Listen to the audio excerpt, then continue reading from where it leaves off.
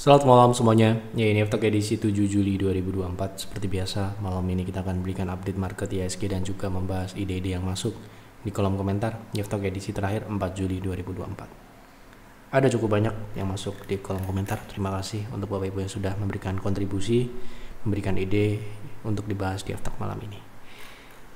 Baik, kita langsung mulai agar durasi tidak terlalu panjang. Silahkan bagi Anda yang belum subscribe, silahkan subscribe. Yang mungkin sudah merasakan manfaat dari Aftok, dukung kami dengan klik like. Kita mulai dari IHSG hari Minggu, berarti kita akan melihat prediksi di Stockholm yang mungkin Anda sudah baca di website kami tadi sore. Minggu ini IHSG berpotensi memulai koreksi kembali dengan target turun support terdekat 7.120 sampai dengan 7.100. Target turun ideal selanjutnya bisa ke support gap 6.966. Ini prediksinya ya. Jadi setelah mencapai target pullback yang kami sampaikan di Stockholm edisi sebelumnya 30 Juni yaitu di 7.260 maksimal dan sudah tercapai kemarin penutupan di 7.250. Kemungkinan besar pengujian downtrend line ini masih akan membutuhkan waktu lagi untuk indeks membentuk sebuah higher low apabila nantinya melanjutkan reversal dari tren turun minor yang dibentuk sejak awal tahun kemarin di bulan Maret sampai dengan bulan Juni kemarin setelah turun sampai dengan ke bawah 6.700-an. Nah, sekarang ini proses untuk mematahkan tren turun tersebut membutuhkan sebuah higher low dan kemungkinan higher low-nya nanti kami perkirakan di area 6.900 sampai dengan 7.000, di bawah 7.000 ya. Itu di situ kebetulan terdapat gap support. Begitu kira-kira untuk IHSG. Jadi kita langsung masuk ke pembahasan. Silakan Anda baca saja, ikuti trading plan juga apabila Anda member PTR. Di PTR ada rekomendasi cash on hand yang harus dipertahankan dalam kondisi indeks seperti sekarang. Baik, kita mulai dari saham yang pertama, ide saham yang pertama. Apakah BBKP sudah tanda-tanda reversal? Mohon analisanya. Oke. BBKP terakhir kita prediksi udah lama ya di 50 dan sudah turun ke 50. Sempat tidur beberapa 2 minggu ya. Dan saat ini sedang pullback ya. Menurut kami ini belum reversal, masih sangat jauh dari reversal. Kemungkinan kalau kenaikan ini sifatnya adalah pullback dan nantinya mungkin saja ya tidur lagi ke 50. Itu belum ada reversal untuk saat ini. Jadi karena di bawah 70 sesuai dengan aturan yang sudah sangat jelas di baik itu di PTR, Peers, Bulls Hunter semua tidak boleh saham di bawah 70 apalagi 50 ya. Jadi tidak kami rekomendasikan. Bagaimana trading plan jika mau masuk MBMA? Trading plan apakah secara risk dan rewardnya? Apakah menarik secara risk dan rewardnya? Oke. Di harga terakhir ya. Kita lihat bagaimana potensinya dulu secara risk reward. Nah, jadi ini saham relatif baru dan baru saja bisa dikatakan dia posisi saat ini adalah proses reversal. Jadi ketika saham itu turun, downtrend maksudnya, kemudian dia mau reversal, itu ada dua kemungkinan. Dia bisa membentuk V-shape. V-shape itu adalah reversal yang sangat agresif, jadi sangat singkat dia langsung reversal. Dia membentuk ciri-cirinya adalah turun sangat signifikan, habis itu dia balik dan mematahkan tren. Nah, itu akan dilanjutkan dengan tren baru. Nah, kemudian yang kemungkinan kedua adalah sebuah pola konsolidasi. Konsolidasi yang terpendek adalah double bottom, bisa triple bottom atau head and shoulder. Jadi tiga pola itu merupakan prosesi yang harus dilewati dalam hal pembalikan arah. Ini tentu saja sudah kita masukkan dalam sistem di Bulls Hunter, di mana kita bisa mendeteksi saham ini sudah pada fase uptrend, mulai uptrend atau sedang masa transisi. Nah, kalau di saham MBMA sendiri kami melihat saat ini adalah masih dalam fase transisi, meskipun di dalam kecenderungan minor adalah naik ini. Kenapa kita masih bilang ini transisi? Karena terakhir dia belum membentuk sebuah higher high. Higher high terbentuk, barulah itu kita bisa sebut uptrend yang baru atau tren yang baru. Nah, jadi saat ini kita berekspektasi di saham ini ya untuk swing trade ya, untuk swing trade kita berekspektasi di resist konsolidasinya. Ya, berapakah risk dan rewardnya gitu ya? Kalau kita melihat dari kecenderungan yang ada saat ini, kita tidak boleh muluk-muluk terlebih dahulu karena memang ini adalah rentang yang saat ini dipertahankan. Nah, untuk potensi reward atau potensi profit di area konsolidasi ini adalah di area 700 sampai dengan 720-an. Ini sekitar di atas 10%. Jadi apakah ini menarik? Menurut kami menarik. Dengan risk, Anda bisa proteksi. Risk di sini sebenarnya risk bukan risk maksimal ya. Risk maksimal tentu saja di support konsolidasi itu sekitar 20%, tetapi Anda bisa proteksi yang mana jika turun di bawah situ, artinya dia membentuk konsolidasi menyempit. Konsolidasi itu kan ada konsolidasi yang lebar, menyempit, mengerucut ke bawah, ke atas dan sebagainya. Jadi kita sebagai trader kita bisa harus melakukan mapping dalam hal teknikal. Kita akan melihat saham ini akan seperti apa ekspektasi kita. Nah, di situ kita bisa batasi proteksi di 610 sampai dengan EMA 60 yaitu sekitar 595, itu masih risknya masih 5%. Jadi dengan potensi upside di atas 10% dengan risk yang Anda bisa batasi mungkin di 5%, itu masih terbilang menarik gitu ya. Oke. Mau analisa PNLF untuk trading Pak, bagaimana potensi kenaikannya? Oke. Ini salah satu saham yang kita tradingkan juga di private trading room, dan ya kita bersyukur minggu ini salah satu ya ini PNLF ini salah satu saham aja ya. Selain itu ada MSP juga ya yang naik juga. Selain beberapa minggu yang lalu BRI kita beli di 4.300, ini adalah salah satu saham yang kita juga tradingkan. Kita perlu ngecek trading plan di private trading room tentu saja, karena kita cuannya adalah itu untuk trading. Jadi kita kemarin beli di tanggal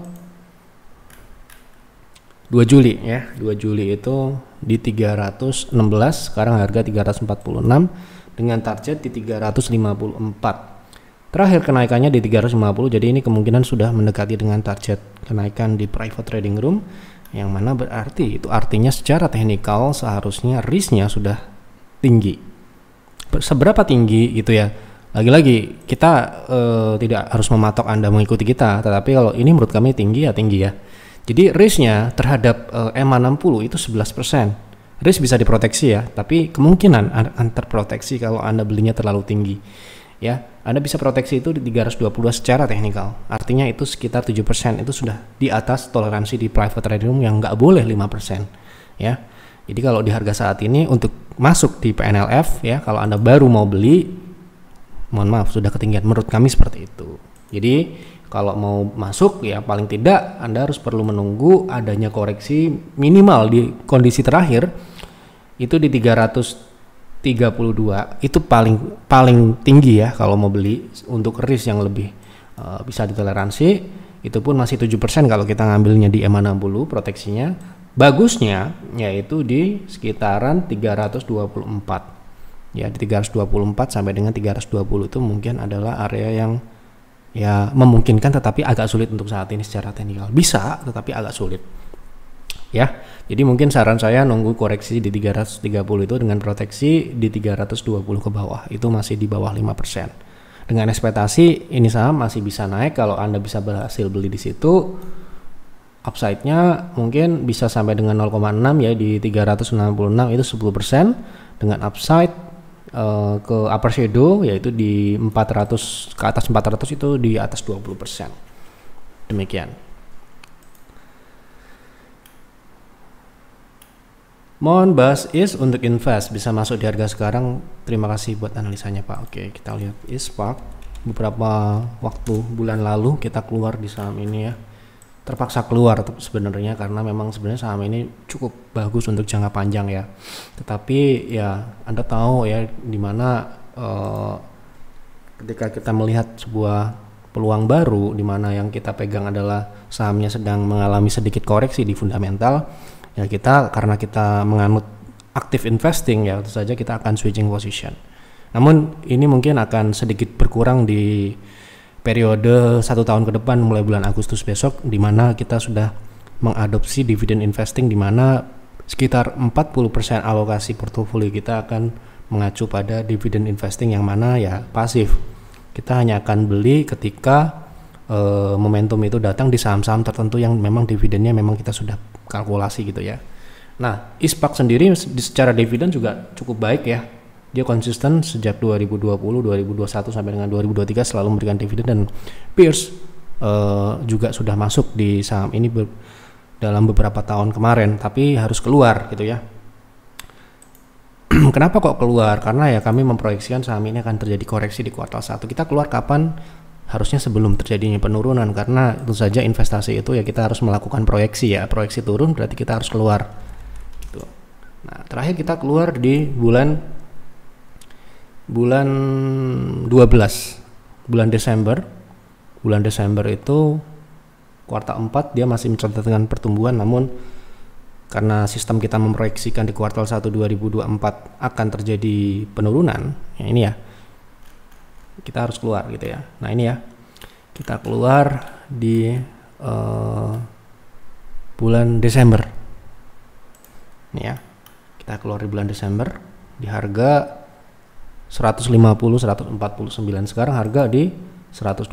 Kami belum melakukan buyback sampai dengan saat ini karena memang di portofolio peers sendiri saat ini masih cukup full, masih banyak peluang-peluang yang lain yang belum kita beli juga. Apalagi besok bulan akhir Juli sampai dengan Agustus itu akan banyak saham-saham baru yang menyesuaikan dividend investing. Ya, sebenarnya dari sekarang pun sudah dimulai gitu ya. Nah ini saham ini mungkin akan kita pantau dulu dalam waktu beberapa tahun ke depan, karena kemungkinan secara teknikal pun saham ini masih berpotensi untuk turun ya. Setidak-tidaknya kembali ke harga akumulasi kita, dekat dengan akumulasi kita akumulasi di harga profit kita terakhir di peers itu sekitar 60%, bahkan sempat kita take profit di bulan Oktober 2023 itu 100%. Ya, di angka 90 ya average kita akan akumulasi lagi dengan catatan fundamentalnya sudah balik bertumbuh, karena sekarang ini kita cek kuartal 1 tidak tumbuh sesuai dengan proyeksi di peers. Kemungkinan kita akan tunggu di 105 atau mungkin di 90-an lagi di harga pertama kali kita melakukan akumulasi di 2022-2023 awal ya. Jadi seperti itu, ketika kita investasi itu di peers menganut pada aturan marathoner ya, sistem marathoner itu cukup aktif ya. Cukup aktif artinya sistem itu akan mereview berkala saham itu apabila diproyeksikan akan terjadi penurunan, mungkin akan diminta untuk dikurangi ataupun diselesaikan atau exit ya gitu.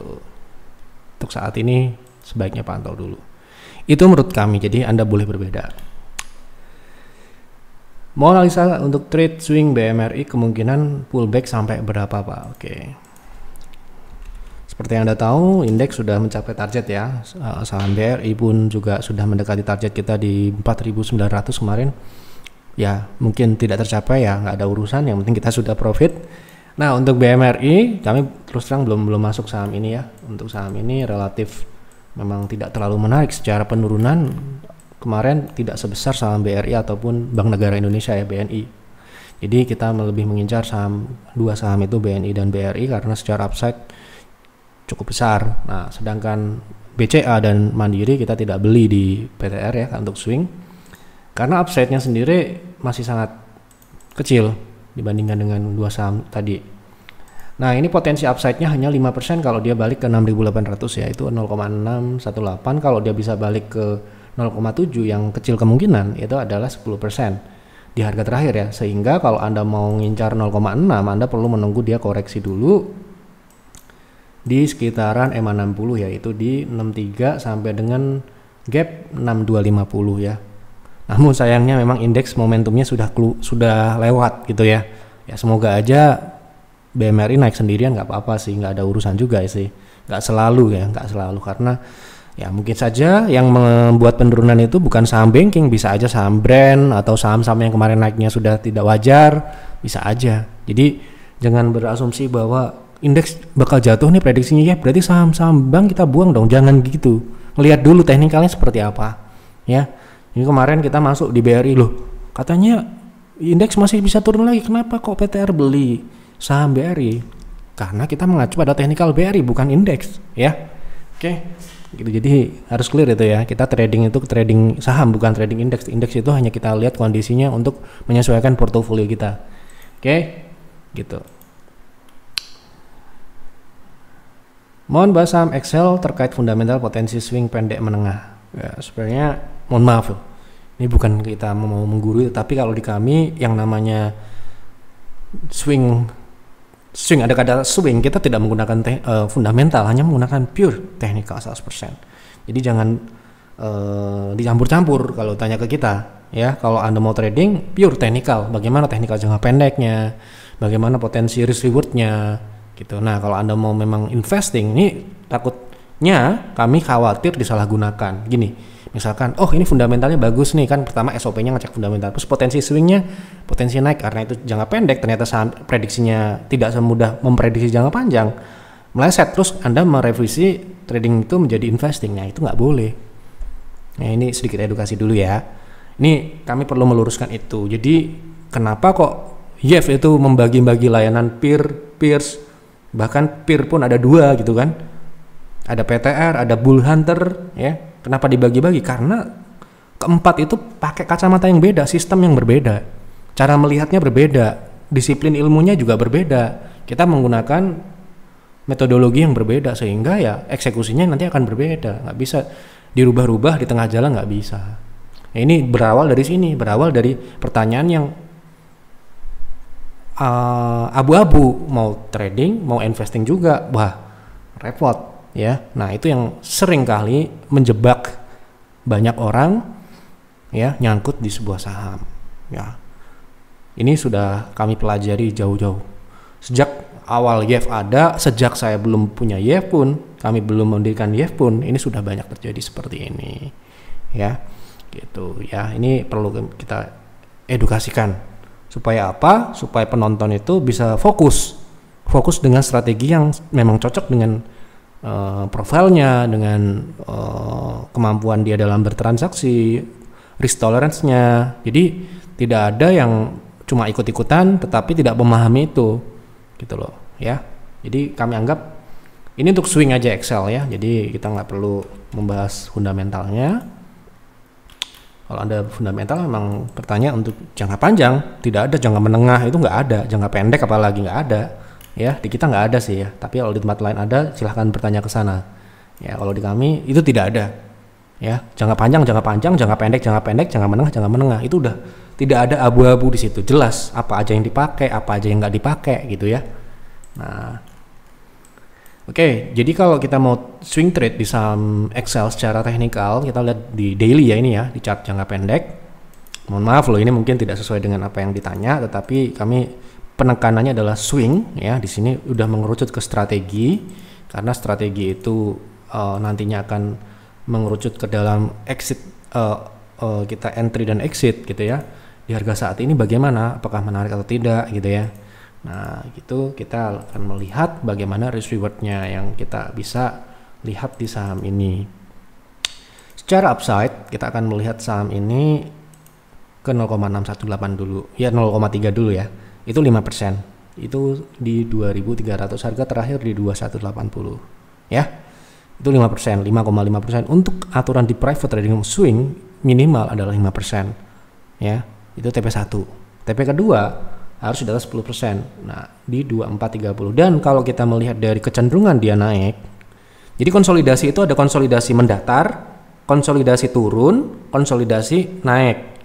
Jadi tapi dia range-nya hampir sama gitu ya. Nah ini adalah konsolidasi naik. Konsolidasi naik biasanya dia bisa membentuk level baru, resist yang lebih tinggi sedikit dibandingkan resist sebelumnya. Misalkan di Mei kemarin dia membentuk resist baru upper shadow di 2640, padahal sebelumnya upper shadow-nya di 2600, atau ini misalkan di 2560. Jadi ini sedikit lebih tinggi ini penutupannya ya. Gitu. Jadi ini adalah level baru yang dibentuk pada wave swing terbarunya. Nah, jadi asumsi kita tetap di 0,3 dulu, 0,6 barulah kita lihat ekstensinya yang memungkinkan. Mungkin bisa aja di 2600, itu sekitar 21%. Oke, kita lanjut.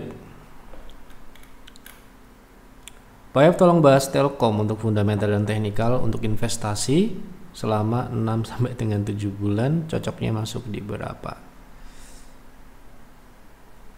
Oke. Investasi itu komitmen jangka panjang, nggak ada bulanan tuh, nggak ada di kami. Sekali lagi ya, di kami itu seperti itu. Jadi kalau Anda mau hold beberapa bulan, saran saya bukan investasi tapi trend following. Tapi kalau Anda investasi itu ya harus siap beberapa tahun ya paling tidak gitu, karena kita kan investasi itu melihat kinerja keuangan, kinerja fundamentalnya. Kinerja fundamental itu baru bisa dilihat lebih dari 1 tahun. Kita ngelihat beberapa pertumbuhan beberapa tahun ke belakang, terus kemudian kita proyeksikan beberapa tahun ke depan. Tidak ada proyeksi bulanan, itu tidak ada ya gitu. Jadi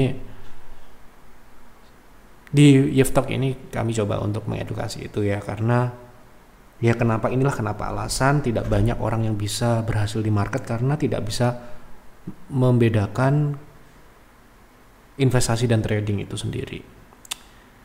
Tujuannya investasi, tetapi ekspektasinya pengen profit cepat, pengen dapat untung itu cepat, bisa, tetapi mindsetnya harus dirubah juga, harus jangka panjang. Kalau Anda investasi, kalau mau trading jangka pendek harus siap juga penurunan dalam jangka pendek gitu loh ya.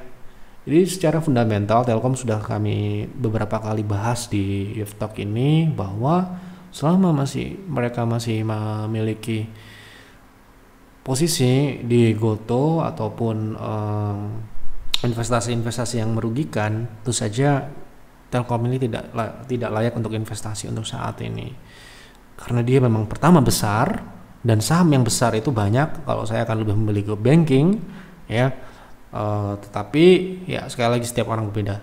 Kalau kami seperti itu, kami terakhir masuk di saham Telkom ini sama di 2020 juga, dan kami keluar ketika mendengar Telkom invest di Goto ya, dan sudah terbukti gimana hasilnya setelah saat ini ya. Tentu saja proyeksinya adalah turun ya. Kalau mau trading ya, tunggulah di uptrend, oke gitu. Jadi untuk saat ini belum uptrend, masih downtrend ya.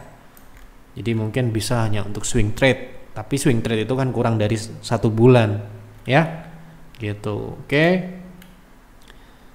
Pak F, tolong analisa fundamental Amor untuk dividen dan capital gain, apakah bagus, mau masuk, cocok di harga berapa? Oh ya, untuk Bapak Ibu yang mungkin ingin berkonsultasi terkait dividen investing, mulai bulan Agustus besok Anda sudah bisa berkonsultasi untuk memproyeksikan return dividen pada sebuah saham. Misalkan Anda mau investasi di saham Amor, harga sekarang berapa, nanti ya kami akan memproyeksikan return setiap tahunnya berapa ya. Itu sudah bisa di beberapa sektor ya, tidak semua ya, mungkin yang belum bisa kita kalkulasi untuk saat ini, tapi dalam waktu dekat mungkin kita akan terus perbaiki dan tambahkan. Itu adalah emiten-emiten yang cyclical seperti batu bara, kemudian emiten-emiten yang sifatnya itu memang tidak stabil dividennya ya, khusus untuk saham-saham yang aristokrat ya, terutama saham banking, BCA, BRI, BNI, dan saham-saham yang dividennya memang konsisten setiap tahun dan juga tumbuh gitu ya, kita bisa proyeksikan dengan cepat ya. Anda bisa konsultasi sekarang, mungkin beberapa jam kemudian Anda sudah dapat berapa return yang akan Anda dapatkan secara pasif dividen ya, tapi nanti capital gain tentu saja ada perhitungan yang lain gitu ya. Amor untuk dividen investing ya, kita akan lihat pertama, sebelum masuk ke situ, saham ini perlu Anda ketahui tidak terlalu liquid ya. Jadi ya masing-masing orang punya kemampuan sendiri-sendiri investasi. Ada yang mungkin bisa beli 100 lot, ada yang bisa beli ribuan lot atau ratusan ribu lot ya, tetapi saham ini sepertinya tidak terlalu besar transaksinya. Jadi Anda perlu memikirkan Anda likuiditasnya, apakah Anda bisa keluar dengan mudah atau tidak. Karena investasi itu juga penting gitu, untuk itu kita mengetahui kebutuhan kita itu seperti apa. Nah, untuk dividen investing, saya rasa dividennya ini IPO-nya kita lihat ya, dari 2010 dia baru kasih dividen itu di 2020. Dari sini kita bisa melihat bahwa dividennya ini baru diberikan 10 tahun setelah dia IPO ya. Dari situ kita melihat bagaimanakah ini punya kestabilan dalam fundamental. Dari pertumbuhan, saya lihat pertumbuhannya ini cenderung tidak terlalu stabil. Di 2020 dia turun, di 2023 juga turun lagi ya. Karena ini aset manajemen ya, dia mungkin juga ada pengaruh juga dari market ya. Jadi secara pertumbuhan ini akan sangat sensitif terhadap risk ataupun juga upside di market. Jadi kalau kita melihat dari sini penurunan ini cukup signifikan, dan ini impactnya ke dividen ini juga ada. Ini terjadi sedikit pelandaian, dimana kalau kita lihat di sini dividennya ini mengalami penurunan dari 52 ke 41 per lembar ya, dan payout ratio-nya ini terlalu besar. Di kami mencari payout ratio itu, kalau kita masih melihat juga pertumbuhan, paling setinggi-tingginya itu adalah peak performance-nya itu sekitar 60 sampai dengan 75%. Di atas itu sudah tidak sehat. Ya, artinya tidak ada dana alokasi untuk pertumbuhan.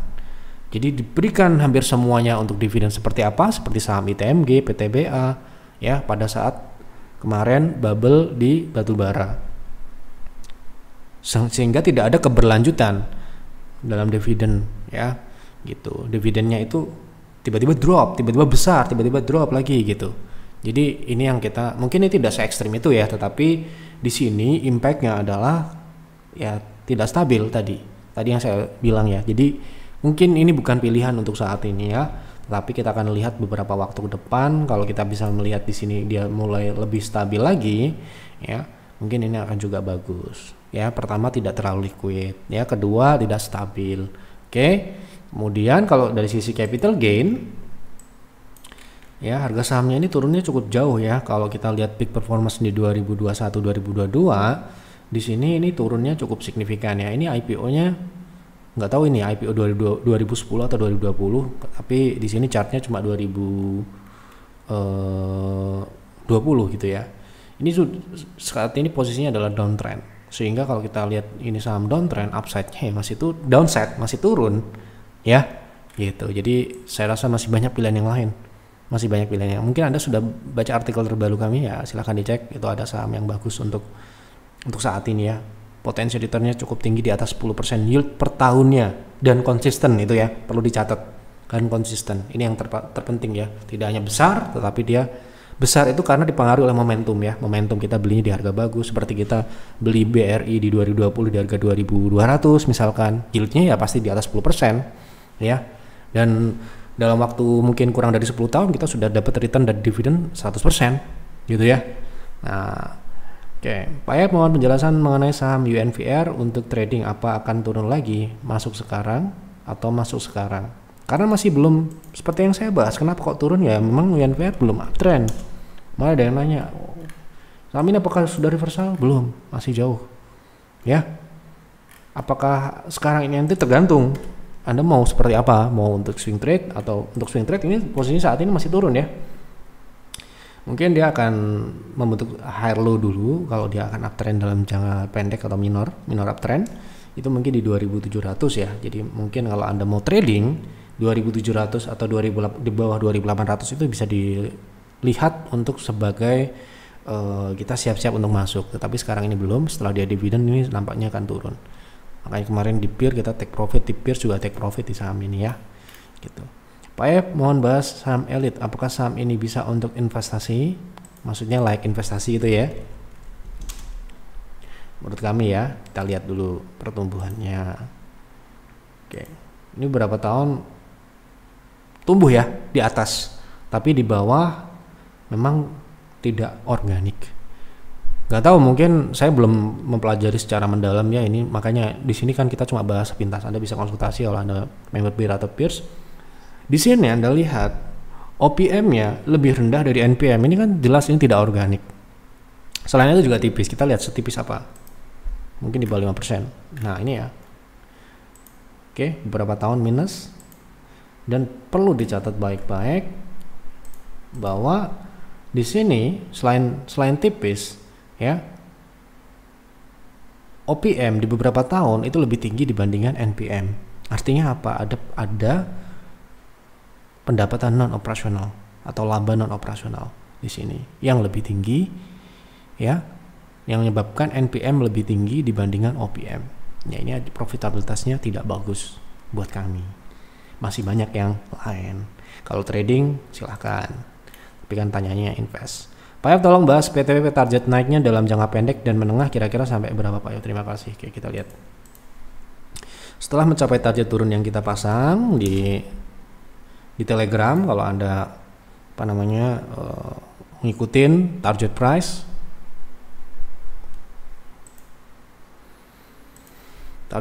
di Telegram Wave Advisor gitu ya. Terakhir kita prediksi penurunan di 280 ya, setelah 280 ini ya. Nah, ini informasi seperti ini gratis ya. Anda bisa dapatkan di Telegram ataupun di WA channel kami. Ya, 280 kemarin sempat turun di bawah 280 tapi sedikit, tapi situ dia rebound. Nah, sekarang ini target pullbacknya dari rebound ini berapa? Kita akan melihat menggunakan Fibo seperti biasanya. Kita coba bersihkan dulu agar lebih enak. 0,3, 0,6 ya. 0,3 sebenarnya sudah cukup ya.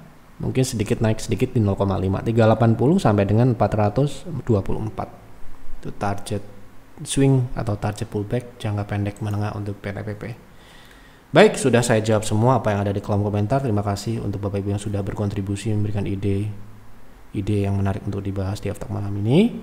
Semoga dapat bermanfaat untuk Bapak Ibu semua. Silahkan konsultasikan lagi dengan advisor. Dan jangan lupa untuk melakukan analisa lagi buat trading plan, buat investing plan ya. Jangan ditelan mentah-mentah informasi yang kami sampaikan di Aftalk. Anda perlu meriset juga, jangan sampai Anda membeli tanpa berpikir ya. Berpikir dulu baru membeli atau berinvestasi ataupun trading ya. Pergunakan akal kita, pergunakan mata kita untuk melihat ya. Jangan sampai kita sudah dianugerahkan kemampuan itu tetapi kita tidak pergunakan ya. Itu saja yang dapat kami sampaikan di Aftalk malam ini. Selamat malam dan selamat beristirahat.